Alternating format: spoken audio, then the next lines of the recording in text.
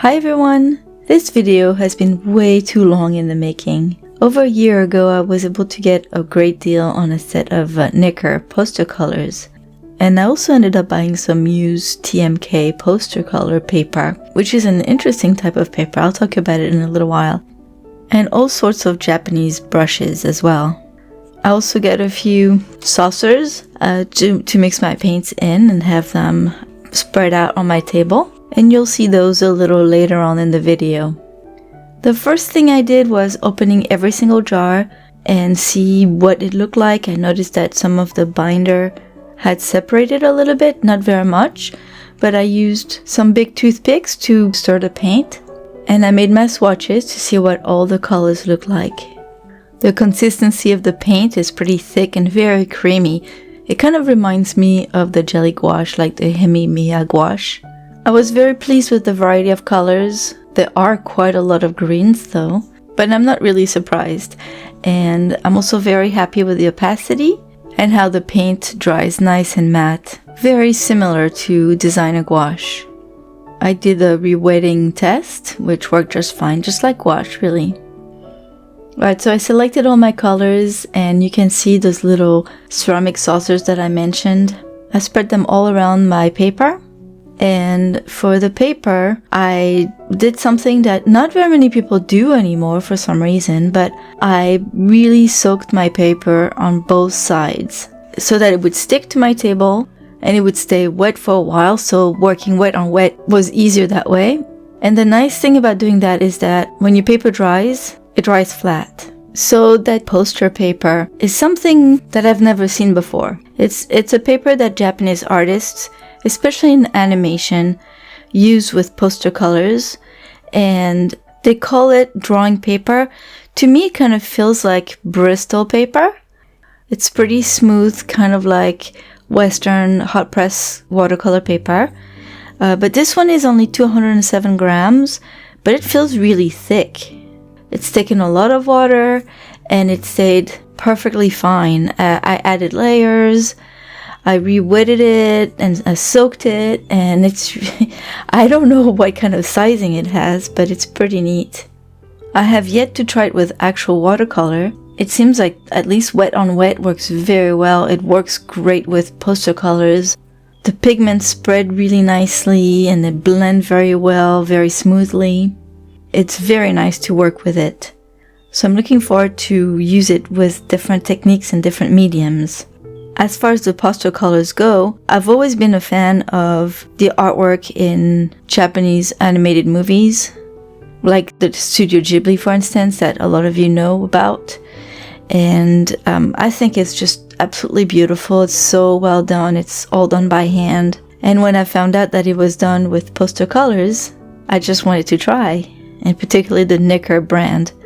So that's how it all started.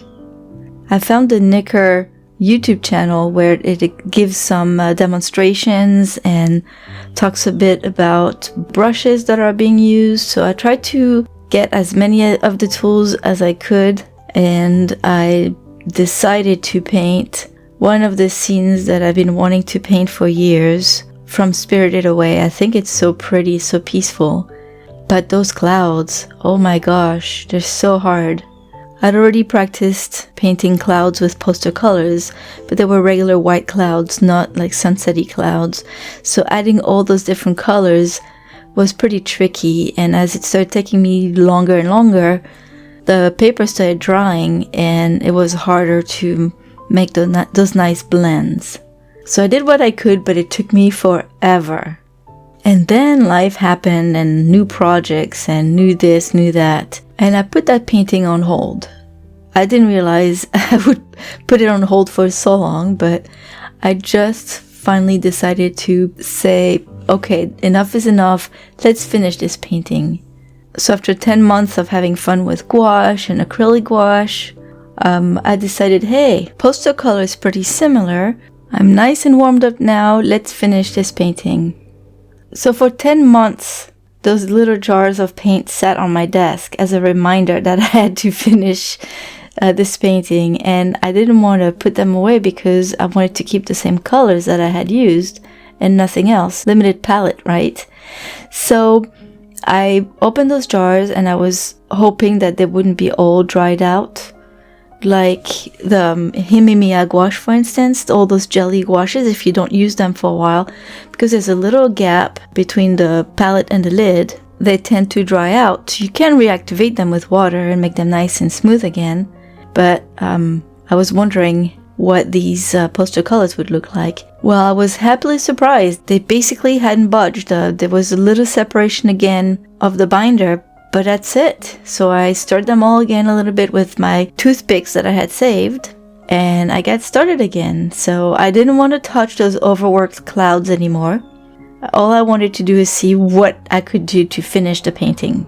I still had to paint the ocean, so I re-wet the back of the paper and just the bottom part of the painting to see what I could do, and frankly, it's all guesswork. I tried to follow the colors from the reference photo, the screen cap from the movie, but as far as technique goes, I had no idea what to do. But I really enjoyed doing that wet on wet painting because it blends so well and it spreads and it's so smooth. Kind of reminds me of airbrushing, really. Now, for those of you who don't know what poster colors are, they're slightly different than gouache. So if I'm not mistaken, you have watercolors that are very transparent, at least the Western watercolors are, and that's because the pigments are ground very, very finely. For gouache, they don't grind the pigments as fine as for watercolors. So even though the ingredients of the paint are all the same, the binder is the same, mostly gum arabic or sometimes even honey. Just the fact that the pigments are a little bigger, it doesn't spread as much and it just makes the paint more opaque. Now, for poster color, I believe it's the exact same thing, except the pigments on ground as finely as with gouache, so it's a little bit more opaque than gouache.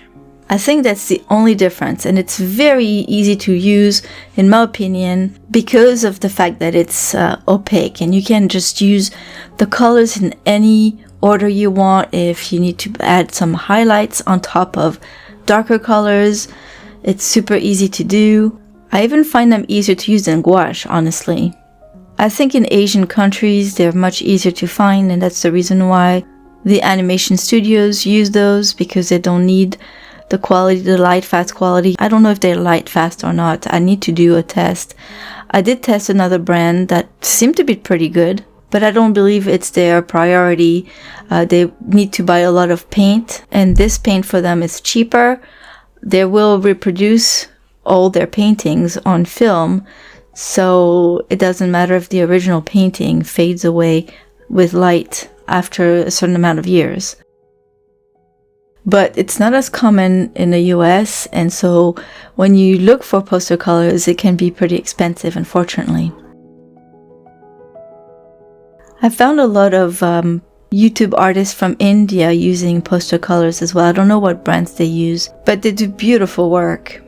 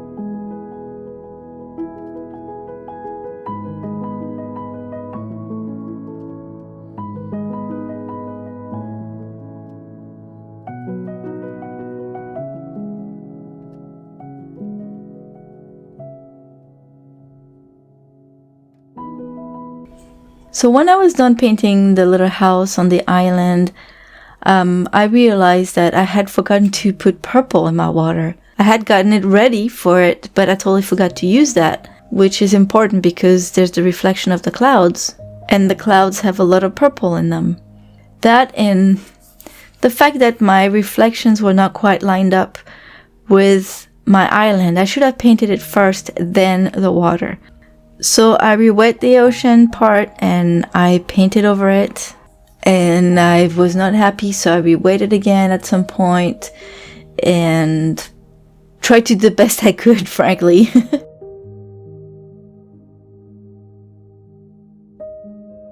So I really struggled with the background, the clouds, the water, the reflections, and I think that's going to require a lot of practice.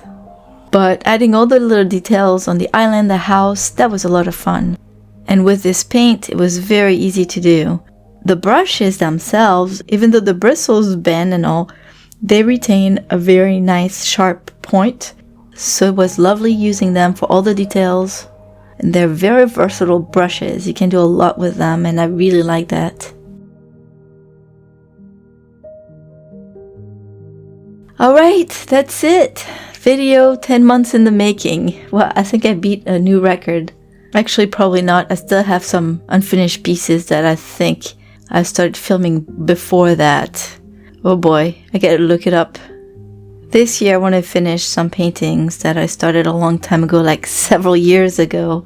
And I do not have the footage for that, but I might not make videos about it, but I might. I'm not sure how I'll go about it if I do. But the satisfaction of finishing something that I started a long time ago is actually pretty high. And I'm super happy that I finished this one because it's something that I had wanted to paint for a long time already. So there, I'm done. Thank you all for stopping by and listening to my little rambling. I hope you enjoyed this video. If you did, please give it a thumbs up. And if you want to support this channel, you can always click on the thanks button right next to the share button. Have a wonderful day. I'll see you soon with another video. Bye bye.